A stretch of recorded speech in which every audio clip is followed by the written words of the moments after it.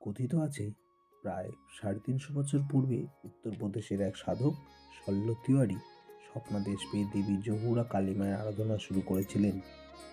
সেই পুজোর স্থানে আজ গড়ে উঠেছে দেবী জহুরা মায়ের মন্দির। মালদার ইংরেজবাজার থানার অন্তর্গত রায়পুর গ্রামে আমবাগানের মধ্যে এই মন্দিরটি অবস্থিত। মালদার রথবাড়ি থেকে এই মন্দিরের দূরত্ব মাত্র ৮ কিলোমিটার। বল্লাল সেনের রাজত্বকালে এই স্থানে ছিল অনেক মন্দির। তখন এই এলাকায় ছিল ঘন জঙ্গলে ভরা। ডাকাতরা তাদের ডাকাতির সমস্ত সোনা, হীরা, গয়না, জহরত এই মন্দিরের নিচেই লুকিয়ে রাখত। তাই জহরত থেকে নাম এসেছে জহুরা মা। পরবর্তীতে প্রায় ১০০ বছর পরে ১২১৩ খ্রিস্টাব্দে সাধু হিয়ারাম তিওয়ারি দ্বৈত দর্শন অনুযায়ী মায়ের মূর্তি প্রতিষ্ঠা করেন।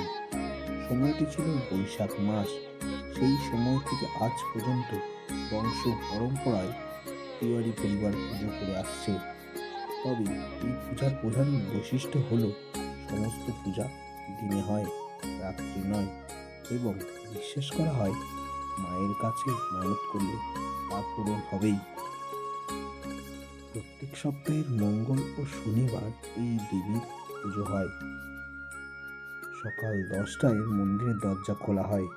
যেহেতু মন্দিরটি স্থাপিত হয় বৈশাখ মাসে, তাই সেই সময় থেকে রাজ্যের বিভিন্ন প্রান্ত থেকে মানুষজন এই মন্দিরে মাকে পুজো দিতে আসে।